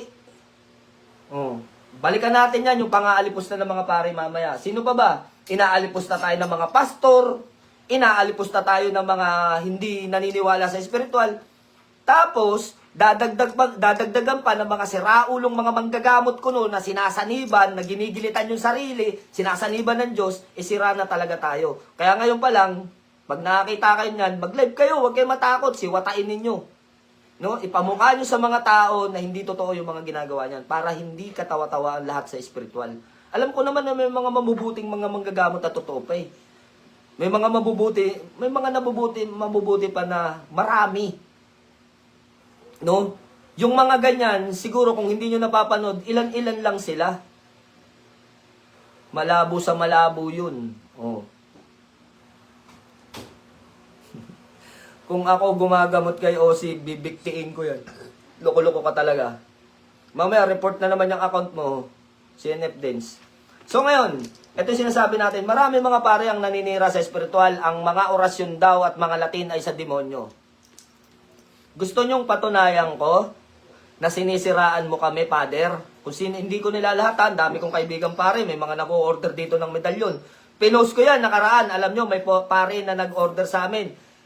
Isa sa Coro Parokya, siya isa nangakasiwat, nagtuturo siya doon, siya yung nagmamas. No, pasensya na po, Father, hindi ikaw yung tinitira ko doon sa sa sino man, maging sa si Mrs. may mga kaibigan ng mga pare, hindi po kayo binabanatan ko dito. Yung mga pare na nagsasabi ang orasyon daw at mga Latin ay sa demonyo.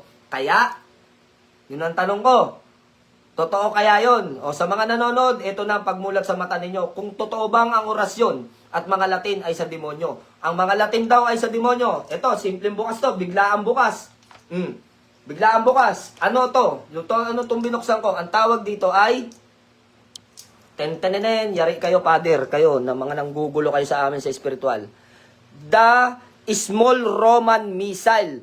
Ang ibig sabihin ng Small Roman Missal ay maliit na libro tungkol sa pagmimisa. Pagmimisa nino?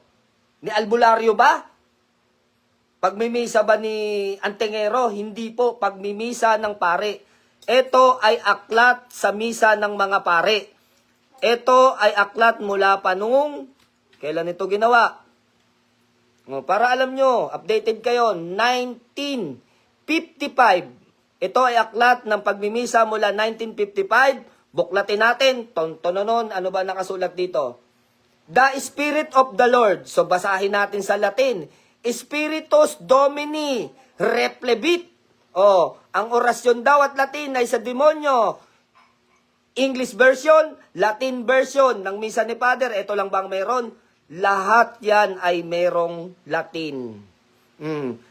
I know, O Lord, that thy cognobi Domini cuia acetas. So, tinatranslate pa niya, di ba? So, nasan ang Latin ay sa demonyo? Bakit nasa libro nyo? Kung ang Latin ay sa demonyo, bakit ang misa ninyo ay may mga Latin? Paano ba kayo mag-sign of the cross? Sa Tagalog, sa ngalan ng Ama, ng Anak, ng Diyos at Espiritu Santo. So kapag ang mga pare ay nagko-cross, anong ginagamit para daw masagrado? Latin. Paano sila magdasal? Meron pang mantrams. Ano yung mantrams? Yung tono o daloy. Paano yung dumadaloy? In nomine Patri, Filii, Spiritu Sancti, ang orasyon at Latin ay sa demonyo. Ganun po ba? Ganun po ba yung sinasabi natin na Latin sa demonyo? O ngayon, lalo ka na, Father Gigatno. Ano to? Kaninong pag-aari ito? Kay Manggagamot o kay Antingero? Ano, kung nandito ka, sampal ko sa mukha mo to. Tuloy mo yung paninira mo sa amin. Dahil kami ay naglalatin sa demonyo, bakit ito? Bakit may misa ng mga pare na may Latin at English version? Pagka pinasa natin dito, talagang Latin o English. Mula sa English, judge me, O God. Judicami, Deus. Judge me, O God. Judicami, Deus. Tapos yung Latin sa demonyo, bakit nasa pagtuturo ng mga misal nyo? Takti kayo. Hindi na ba nabibili yung mga rosaryo sa simbahan nyo? Hindi na ba nabibili yung mga maliliit na polyeto sa mga simbahan nyo? Mas magaling bang magbenta ng gamit ang mga antingero at mga manggagamot kaysa sa inyo? Kaya pinagbibintangan nyo na yung mga Latin ay sa demonyo, bakit nyo ginagamit? Bakit nyo inuusal? Bakit nyo inaaral? Yun lang. Sana maliwanagan kayo sa mga nanonood. Na yung mga pare na nagsasabi ang Latin daw ay sa demonyo, so anong ibig sabihin nito? Di demonyo rin pala ang aral nyo. Sa pulbaril, talk. At tigilan nyo yan, lalo ka na, Father Gigatno. Wala kang humpay katitira sa aming mga manggagamot. Hinahamon kita ng debate. Matagal na.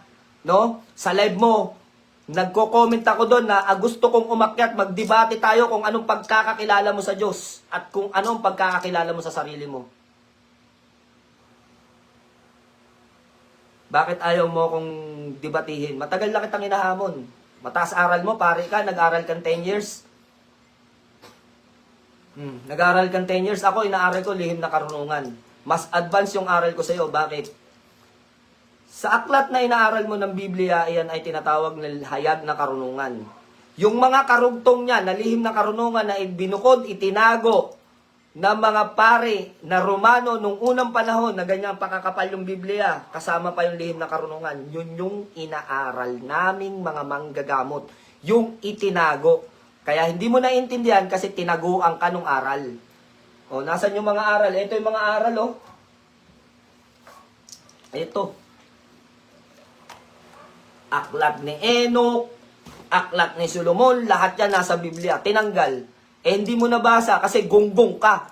Kaya pinagbibintangan mo kami mga naglalatin na isang demonyo. Ulitin ko lang ha, Father Gigatno, kung nanonood ka man ngayon, gunggong ka. Kung talagang magaling ka sa espiritual, nag-aral ka ng 10 years na sinasabi mo, bago ka naging pare, tara, debate tayo.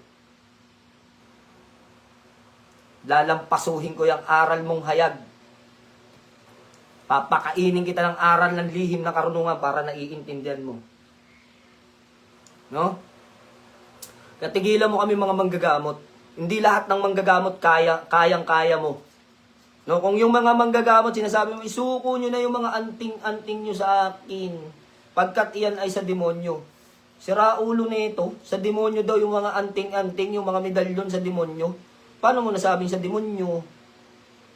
Maawa ka sa sarili mo kasi unang-una, ikaw yung binabanggit dun sa talata eh. Bula ang propeta. Bakit? Paano mo masasabihin na anting-anting sa demonyo? Gumamela Celis, yung ina na bulaklak ng kalangitan na hindi mo alam ang istorya at kahulugan, tinawag mong demonyo. Sino yung tinatawag mong demonyo? Gumamela Celis. 3 persona na nasa aral ng Katoliko, ginawa naming medalyon. Oh. 10 lang kitang pare kang tulilig ka para maintindihan mo yung aral mo. Sarap kalso ka nito eh. 3 persona nasa aral ng Katoliko. Katoliko lang may aral ng 3 persona nasa medalyon. Nasa Aram Akdam Aksadam o Aram Akradam Adradam, Edeus Gedeus Dedeus, Igusum Gabinet Deus, STM, PAT, o ano pa man yung tawag nyo sa 3 persona, nasa medalyon, tapos sasabihin mo, sa demonyo. Bakit? Ano ba nakalagay dyan? May sungay ba, Father? May sungay ba? Poko sa ulo mo to eh. No? So yun yung sinasabi natin. Huwag kang magbitaw ng isang salita kung hindi mo naiintindihan. Sapagkat yung karunungan mo at kaalaman mo may limitasyon. Nag-aral ka ng Biblia na kulang. Yung mga nawala, hindi mo hinanap para mabuusan na sa kukote mo kung ano at ano ang Latin. Ngayon, isa pang example. Ano ba ang unang salita? Nung unang panahon, ng panahon ng Panginoong Hesukristo, ang salita ay Aramaic Latin. Do you know, Father? Alam mo, na ang salita noon na lingwaheng ginagamit ng ating Panginoong Hesukristo ay Aramaic Latin. Ngayon, sinasabi mo na yung mga nag-aaral at bumibigkas ng Latin ay sa demonyo, so ano ang pagkakakilala mo sa Kristo? Ha? Dahil Aramaic Latin yung kanyang binabanggit, demonyo? Baliw ka ba? Pumunta ka sa Grego. Ano ang salita ng mga tao doon? Greek, Latin. So lahat sila demonyo? Ha? Father Gigatno, lahat sila demonyo? Di ponggal ka. Ginawa mo demonyo yung mga nagsasalita ng Latin. No? So, pag pumunta ka sa Hebreo, ano ang salita sa Hebreo? Hebreo, Latin. Pag pumunta ka sa Spanish, ano ang salita? Spanish, Latin. Kapag pumunta ka sa Zamboanga, ano ang salita? Ng mga Chabacano. Broken Spanish, Latin. So yung mga nagsasalita ng Latin at nag-uusap sa lingwaheng Latin, lahat pala sila mga demonyo, sabi ni Father Gigatno. Oh. Ngayon, doon pa lang, babaliktad ka na sa akin. Sabi mo, ang mga manggagamot, ang nagbigay ng kapangyarihan ay demonyo? Mga engkanto? Ecclesiastico 38:1 hanggang 2, igalang mo ang mga manggagamot sapagkat ang Panginoong mong Diyos ang nagbigay ng tungkulin iyan at iginagalang siya ng mga may kapangyarihan. Nabasa mo ba yan, Father? Bibliang hayag yan yung tinutukoy ko sa'yo. O ano? Biblia yan. O gusto mo sa article? Article tayo sa batas. Ang mga manggagamot ba ay binigyan ng karapatan? Nasa ilalim ba ng karapatan? Hindi ka obra sa akin pag tayo nagdebate. Kakain ka ng maraming bulate sa akin. Tinitira mo yung mga baguang manggagamot. Isuko nyo na ang inyong mga orisyon. Isuko nyo na yung mga anting-anting nyo sapagkat sa demonyo. Suko nyo yung mga Latin kasi sa demonyo yan. Paano naging sa demonyo yung sinasabi mo Latin? Ito nga misal. Misa ninyo kung paano kayo nagmimisa. Nakasulat dito, Latin yung kabila. Yung kapaliwanagan naman ay English. Diyos ko po, Loleng. No? Ano yung nagpapahype ka lang? Nagpapahype ka lang ba? Nagpapalaki ka ng views? Nagpapasikat ka? Alam mo, kailanman ang mga father sikat na yan. Pero ikaw, pasikat ka eh. Diba? Kaya ako tinutukoy yung pangalan mo ng paulit-ulit kasi may mga kaibigan ako mga pare. At nanghihingi pa yung iba ng dasal sa akin ng Latin. Commander, kapag ka bumili ako sa'yo ng medalyon, isama mo yung dasal ha.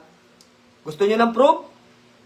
Ha? Gusto niyo ng proof na may mga pareng bumibili sa akin? Pakita ko sa inyo chat dito para magulat kayo. Kasi sabihin mo, bukod sa lahat ng mga pare, ikaw yung tanga. Ang dami mga pare na mga talagang nag-aaral dyan, pati lihim na karunungan. Sinasabi pa nga ng ibang mga pare, alam nyo ba, mas mapalad kayo sa amin. Sabi ko, bakit Father? Pare-paro lang naman tayo mga mapalad. Lahat ng nilalang ng Diyos na bilang tao mapalad. Pera na lang kung hayop. Dahil ang hayop ay nasa ilalim ng kapangyarihan ng tao. Tao ka, tao ako, lahat tayo mapalad. Sabi sa akin ni Father, hindi sa karunungan. Kasi alam nyo ba, na meron din kurso sa pag-aaral ng Latin, meron din kurso sa pag-aaral ng mga manggagamot, bilang isang pare may kurso. Isang aral yan, yung tinatawag na exorcism. Kukuha ka ng kursong exorcism para maging manggagamot na pare ka. So yung ginagamit nila, ano bang ginagamit ng pare sa exorcism? Ama namin, dasal na ama namin. So paano sila magdasal ng ama namin? Pag sinasaniban ng masamang espiritu, ganito Father tuturo ko sa iyo ha, baka hindi mo alam. Paternos terquisen chailis sanctificator nomen tuum advidnya trignum tuum fiat voluntas tua secot in caelot quiera panem nostrum quod adjunum danubes sudet debente nobis debita nostra secotet nos debetemos detetoribus nostres et nos inducas in tentationem sed liberas nos amalo. Amen. Lumayas ka sa katawan ng taong ito. Tama ba o mali? No? Tapos sasabihin mo, Father Gigatno, ang Latin sa demonyo, bakit yung mga paring exorcism gumagamit ng Latin? Bakit hindi mo sabihin na, oy pare, huwag kang gumamit ng Latin kasi yan sa demonyo? Tapos pag nagsasign of the cross, en nomine Patri et Filii et Spiritus Sancti, nabagsakan ng kalembang sa ulo, bang! Nakita nyo kasi mga sinungaling tong mga to eh. Ba? Panood nyo sa Facebook, binagsakan ng kampana, yung pare. Kaya ikaw, huwag kami. Sa loob ng spiritual, ang mga tao sa nasa spiritual, nagmamahalan yan. Kapwa namin mga nasa spiritual, bago man o matagal sa spiritual, pag sinabihan mong isang mga nasa spiritual, manggagamot ang tingero ng kapangyarihan niya sa demonyo, hindi naman namin sinasabi na hindi. Hindi po, Father, lahat po kami sa Diyos. Bigyan kitang sample para matauhan ka. Ang mga manggagamot daw ay sa demonyo. Ang nagbigay daw ng kapangyarihan sa demonyo, binasa ko na yung 38. Ecclesiastico 38, 1 hanggang 2. Na igalang mo ang mga manggagamot, sapagkat ang Panginoon mong Diyos ang nagbigay ng tungkuling iyan, at iginagalang siya ng mga may kapangyarihan. Nasa Ecclesiastico yan. Ngayon, kung sinasabi mo ang mga manggagamot, sila ay nagpapagaling sa pamamagitan ni Satanas. Ang daming pare nagsasabi niyan. Ang mga manggagamot daw nagpapagaling sa kapangyarihan ni Satanas. Sa lihim na karunungan, si Satanas kaya nasa lupa upang usigin at subukin ng tao. Authority of God. Utos ng Diyos kay Satanas. Ikaw, Satanas, pagharian mo ang daigdig. Nagtaka si Satanas, bakit? No, sabi niya, why, O Lord? Bakit? Bakit Panginoon? Bakit Ama? Sabi ng Diyos, authority na sinabi ng Diyos, ikaw, Satanas, pagharian mo ang daigdig at tuksohin mo ang tao. Nagtanong si Satanas, bakit po Panginoon? Bakit po Ama? Sabi ng Ama, upang malaman ko ang tunay na akin. Otorisado yun. Ano ang bili ng Diyos? Tuksohin mo ang tao. Tuksohin mo. Pwede silang magbigay ng sakit pero hindi sila pwedeng pumatay. Nasa Biblia yan. Hindi sila pwedeng pumatay ng tao. Hindi sila pwedeng kumuha ng buhay. Pwede silang magbigay ng kamalasan, ng sakit, ng kahirapan. Pero hindi sila pwedeng pumatay. Pero walang nakasulat sa talata ng Biblia na ang demonyo ay nagpapagaling ng mga sakit. Anong talata, Father?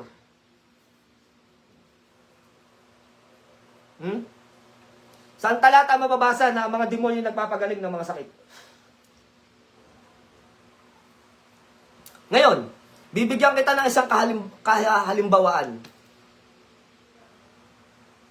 No? Sinabi ng Panginoong Jesucristo, kayo'y magpagaling sa pamamagitan ng pangalan ng Ama. Paano ba ang mga manggagamot magpagaling? Habang kinokombati nila yan, napasuko nila yung espiritong namiminsala o demonyong namiminsala o mangkukulam mo ano pa yan, na napasanib na ginamit nilang medium sa pasyente, ano ang binabanggit ng mga manggagamot after manggamot? Anong sinasabi ng mga manggagamot? Kadalasan, amang banal na Diyos na makapangyarihan. Sinabi bang amang may sungay? Ang binanggit ng manggagamot, amang banal Diyos na makapangyarihan, pagalingin mo po ang karamdaman ng taong ito. Sino ang tinatawag ng manggagamot? Amang banal. Yung may sungay ba, banal? O, hindi gunggong ka nga. Diba? Tapos titirahin mo kami, tirahin mo yung kaya mo. Pero wag kami. Matagal na kitang hinahamon sa debate. Ayaw mo. No? Blinak mo na ako ilang beses. Pero hindi kita titigilan. May bagong video ka na naman, ano? May bagong video ka na namang inilabas. Lika na, debate tayo. Nang aral mong hayag. Baka nga sa grade 1 pa lang na nasa spiritual, di ka na umubre. Sa akin pa kaya? Yun lang sinasabi ko. No, tigilan mo kami. Tigilan mo kami, Father Gigatno. Kasi unang-una, walang manggagamot na nagpapagaling sa pamamagitan ng pangalan ng demonyo. Sino ba naman tanga yung manggagamot? Pinapagaling kita sa pangalan ni Satanas. Pinapagaling kita sa pangalan ni Becca. Pinapagaling kita sa pangalan ni Beelzebub. Gagaling ba yun? Ilalo pang lalala yun? E di bobo ka nga. Diba? Yun yung sinasabi natin, no? Father, wag kami. Wag kaming may mga may alam sa lihim na karunungan. Gusto mo basahan kita ng isang talata na hindi lahat ng aral ay inihayag sa mga pantas at matatalino? Sino yung mga pantas? Yung mga pastor at mga pare. Sino yung matatalino? Siyensya. Kaya nga po magkaaway ang Bible theory at science theory. Sila po yung tinutukoy dun sa talata ng Biblia. Baka sa pagkaunawa pa lang ng mga sipi ng Biblia, hindi ka na umubra sa akin eh. Sa pagkaunawa pa lang ng Biblia ang hayag yan ha, doon pa sa lihim na karunungan. Eh kahit tuwag na natin sabihin sa akin eh. Sa mga baguhan lang sa spiritual, baka bumaliktad ka na eh. Ba't ayaw mo makipagdebate? Ang dami nang humahamon sa'yo. Puro ka lang si demonyo ang mga manggagamot. Bobo ka. Kailanman, hindi nakakapagpagaling ang pangalan ni Satanas sa anumang uri ng karamdaman.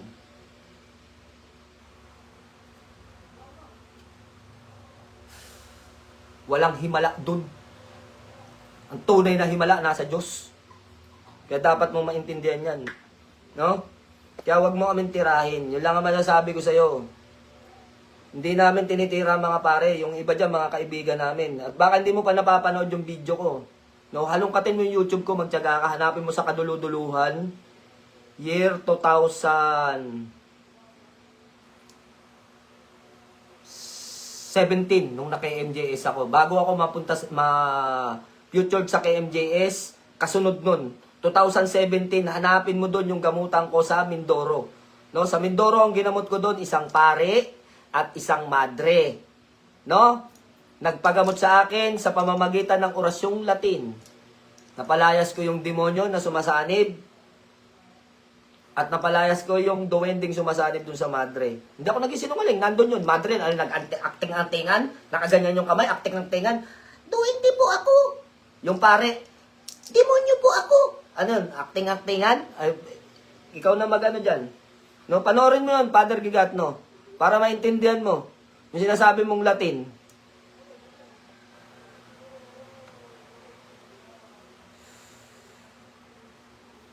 Ako, boss, kanain ng paring iyan. Sana nga, makaano na to, Joel Hustro. Makatiyempo na to na mga nasa spiritual na marurunong din. No? Ang binabanata nito yung mga bagong mga manggagamot. Suko nyo sa amin yung mga anting-anting nyo sa demonyo yan. Depende sa anting-anting. No? Umunawa ka naman. Tsaka hindi demonyo ang tawag doon. Ang tawag doon ay inkanto. No? Naintindihan mo ba? Inkanto. Yung mga may mga mutya na tanga ng mga manggagamot nagpapagaling sa pamamagitan ng gabay ng mutya, ng mga engkanto. Hindi demonyo ang tawag doon. Kahit na fallen angel yun, Father. No? Kahit na sila ay mga fallen angel, naging tribo sila ng mga engkanto, ibig sabihin, bakit sila nagtayo? No? Palibasa kasi, inilihim ninyo eh. Ng mga pare na nauna sa'yo yung lihim na karunungan, yung kasama ng Biblia, di mo naintindihan eh. No? Kaya nagkaroon ng engkanto, sila yung mga fallen angel. Pagbagsak sa lupa, nagalit sila kay Lucifer. Dinaya mo kami. Sabi mo, paghaharian mo yung kaharian ng Ama, dinaya mo kami. Tingnan mo, pinatapong kami. Tumalikod sila kay Lucifer. Nagtayo sila ng tribo bilang tinawag na inkanto o inkantadores. No? Yung mga manggagamot na nagpapagaling sa pangalan ng mga inkanto, hindi po tawag doon demonyo, ang tawag doon inkantador. O, gets mo? Bubu. Yun yung sinasabi natin eh. No? Doon pa lang sa pagtawag mo. Porket inkanto, demonyo na. Porket fallen angel, demonyo na. Hindi mo ba alam na nagkaroon ng division? Nagkaroon ng pagkakataon? No? Binigyan ng pagkakataon yung mga yan kasi tumalikod sila kay Lucifer. Dinaya mo kami. Nagtayo sila ng sarili nilang tribo. Tribo ng pulahang engkanto, tribo ng itimang engkanto, tribo ng puti ang engkanto. May kanya-kanya silang tribo at galit sila kay Lucifer pare-pareho dahil dinaya sila. So gets mo na.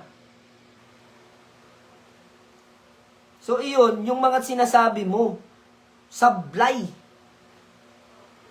Miski sa lihim na karunungan, hindi tumutugma. Yung nabasa mo lang sa Bibliang hayag, yun lang yung aral mo na binitbit mo.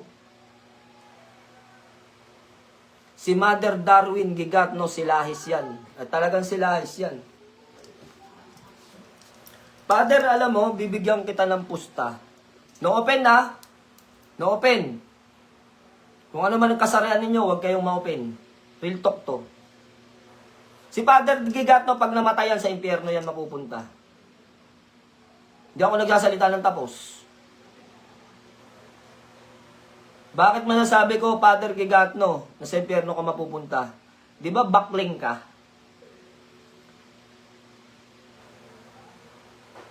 Paglalang. Nilalang ng Diyos ang lalaki at babae. Meron ka bang mababasa sa Biblia na may nilalang ang Diyos na bakla? Wala. Kapag dating at pagparito ng Panginoong Jesucristo, may dalawang pila na makikita sa pila ng paghahatol. No? Nasa Book of Enoch to. Basa-basa ka nga para magkaroon ng laman yung kokote mo. Sa Book of Enoch, may dalawa na nilalang na hatulan. Nilalang na babae at nilalang na lalaki. May dalawa daw pila pagdating ng Panginoong Jesucristo. Pagbaba ng Panginoong Jesucristo kasama ng libo-libong mga anghel upang sunduin yung mga maliligtas at parusahan yung mga nagkasala. So may dalawang pila. May pila daw ng mga babae at may pila ng mga lalaki. Ikaw, Father, saan ka pipila? Dito sa gitna? Sunugin ka. Sunugin ka, maniwala ka sa akin. No, Father, sunugin ka. Walang pila ng mga bakla sa pagwawakas ng lupa. babae at lalaki lang ang may pila. Sa paglalang ng Diyos, babae at lalaki pa rin. So, saan ka pipila? Pumila ka sa SRB. Alam mo yung SRB? Samahang Rondang Bakla. Doon ka pumila. Kaya wag kami. Kung yung kasarian mo nga, hindi mo mapatino eh. Hindi mo kayang ilagay yung sarili mo doon sa dalawang kasarian. Nasa lalaki at babae lamang. Tapos sasabihin mo na walang kaligtasan sa mga pinaggagawa namin. Eh bakit kung susunod kami sa'yo, may kaligtasan ba? Paano ka may maniniwala sa bakla na nagtuturo? Oh. Kung lalaki ka, pwede pa akong maniwala. O kung babae ka. Kasi dalawa lang yung nilalang eh. Magdidibusyon ka na, Ar? Dada sa church. O sa church ka na lang magdibusyon. No? Paniniwalaan pa kita. Dalawa lang naman kasi may nasaktan na, aray mo. Baka ito yung mga pasensya na kayo. Yun naman talagang totoo eh. Real talk lang po ito. May dalawa lang ang nilalang ng Diyos, si Eva at si Adan. Ano ka ba? Baka Ebadan ka. O Adabi. No? So, yun lang ang sinasabi natin. Real talk lang to mga idol. Dalawa lang ang nilalang ng Diyos. Lalaki at babae. At sa paghuhukom, sabi sa Book of Enoch, may pila. Si babae at lalaki. So si Father Gigatno, dahil bakla, saan siya pipila? Pila ka, Father, sa EDSA. Nangingi ka ng ayuda. So yun lang. Ganun lang kasimple mga Lods, di ba? Kung talagang katotohanan yung sinasabi niya ni Father Gigatno, patunayan niya, makipagdebate siya sa mga marurunong talaga sa espiritual, sa mga may mga aral. Hindi lang naman ako may mga aral sa spiritual, marami. Pero ba't hindi ka nakikipagdebate? Kasi kakainin yung aral mo. Yung aral mo sa Biblia ang hayag. Yung tinanggal doon, yun yung inaral namin. Magkasama yun sa mga inaaral namin eh. Ibig sabihin, yung aral namin, mas higit pa sa aral mo. No? So yun lang. Kaya ubod ka ng mangmang at ubod ka ng tanga. Sinasabi mo ang Latin sa demonyo, punta ka sa Greek. Puro Latin ang salita doon. Greek, Latin. Di lahat sila demonyo. Punta kang Hebreo, lahat doon salita Latin. Hebreo, Latin. Lahat sila demonyo. May salita na Aramaic Latin. Salita ng Panginoong Jesucristo. Nagsasalita siya ng Latin. Kasi yun, yung lingwahe ng Panginoong Jesucristo, Latin eh. Eh, ang lagay ba, pati ang Panginoong Jesucristo, demonyo. Yun ay naaayon sa pangunawa mong gunggong ka.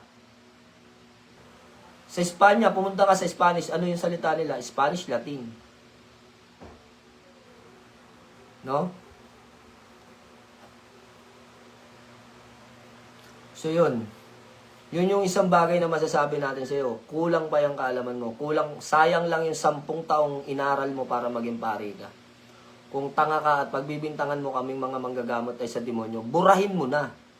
Burahin mo na yung nakatagay sa Biblia. Alisin mo para hindi ka hindi ka namin pagtawanan. Alisin mo. Lahat ng sipi sa Biblia, yung Ecclesiastico 38:1 hanggang 2, tanggalin mo sa Biblia yun. Para magkaroon ka ng katwiran na ang aral ng mga manggagamot ay sa demonyo. Kasi doon sa talatang binabanggit ko, doon nakasaad sa talata kung sino ang nagbigay ng tungkuling ito. Ecclesiastico 38:1 hanggang 2. Ano ang sinasabi sa talata? Igalang mo ang mga manggagamot sapagkat ang Panginoong mong Diyos ang nagkaloob ng tungkuling iyan at iginagalang siya ng mga may kapangyarihan. Kaya nga bilang respeto ng mga may kapangyarihan at mga mambabata sa amin, binigyan nila kami ng karapatan sa saligang batas. No? Kasi nakasad sa Biblia eh. Ano ba sabi sa Biblia? Igalang mo. At iginagalang siya ng mga may kapangyarihan. Iginagalang daw kami ng mga may kapangyarihan. So ngayon, bilang paggalang sa amin ng mga may kapangyarihan, sa saligang batas, nandun kami.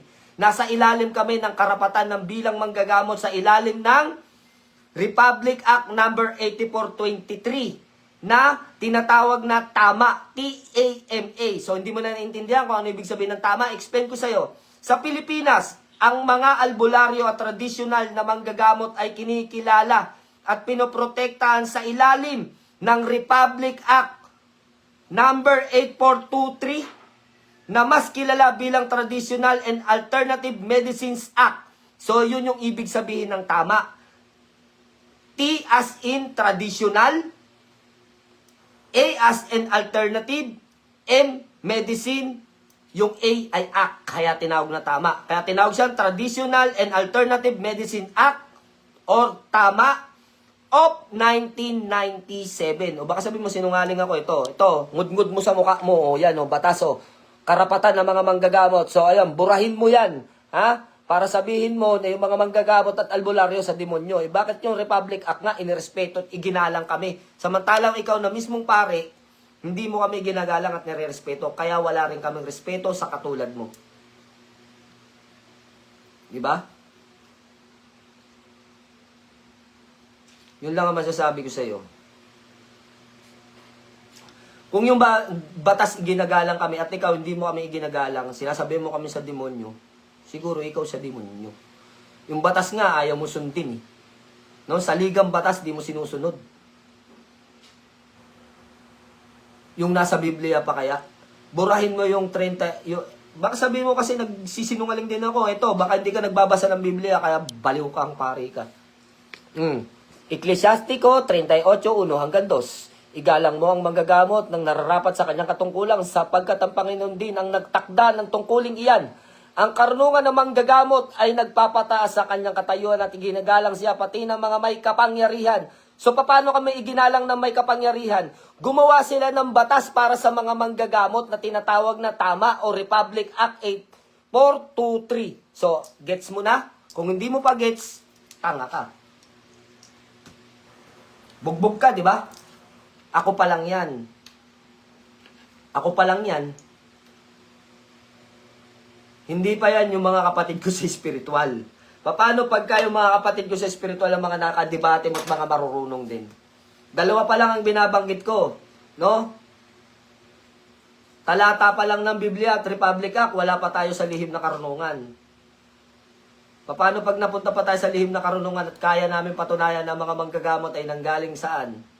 Sa aral ng Panginoong Kristo. Baka ngumanga ka.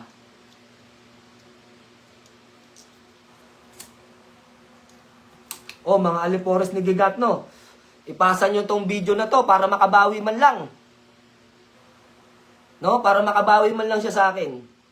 Pasa nyo to sa kanya, sa messenger niya. Sabihin mo, hinahamon siya ng debate ng Commander Leon. Ngayon, kung ayaw mo sa akin, dahil nasasapul ka, hanap ka ng ibang mga nasa spiritual. No? Sabi ko nga, grade 1 pa lang sa spiritual, tataob ka na eh. Kaya huwag kami. Doon pa lang sa panlalait mo, ang Latin na sa demonyo, pati Kristo, nilalait mo na. Dahil Aramaic Latin ang salita ng Panginoon Kristo. Kaya yung mga gumagamit ng Latin, yung mga nagsasalita ng Latin, ganang-ganyan pa yung mukha niya doon sa sa video, nakaganyan. Yung mga gumagamit ng Latin. Sa demonyo. Yung mga nagsasalita ng Latin sa demonyo. Iba din Panginoon Kristo, salita niya, Aramaic Latin, ano yun, demonyo? Ay, bobo. Huwag kami. No? Kain ka maraming saging sa akin. Maniwala ka sa akin. Di ba yung saging, yung unggoy matatalino, kain kang saging para tumalino ka. So yun lang mga idol, no? Napahaba-haba na naman yung ating live at salamat sa nag-send na naman sa atin ng 32 na lolobat na ako, 12% na lang ang battery ko mga lods. Kita nyo yung cellphone na lobat sa akin. Sa mga pinagsasabi ko, cellphone pa lang yan. Lalo ka na sa akin, Father Gigatno. Malulobat utak mo sa akin, matutuyo yan. No? Hindi pa tayo nagtatagisan ng karunungan sa lihim na karunungan. No, Biblia yung gamit mo. Sige, bibigyan din kita ng sipi at talata ng Biblia, ng kapaliwanagan tungkol sa aming mga manggagamot. Alam mo, ang dapat mong ipaglaban, ha? Gusto mo turuan kita kung ano dapat mo ipaglaban? Total, binababoy mo kami, babuyan na lang eh. Ang ipaglaban mo, sumama ka sa rally ng SRB. Ano yung SRB? Samahang Rondang Bakla. SRB. Ngayon, pag kasama ka na sa SRB, mag-rally kayo. Sabihin mo, presyo ng ibaba. O, hindi ko na binanggit. Alam mo na yon, di ba? Presyo ng ibaba. Doon, sumigaw ka, mag-rally ka. So, yun, isang mapagpalang gabi sa lahat mga idol. At nawa ay may natutunan kayong kalokohan sa gabing ito.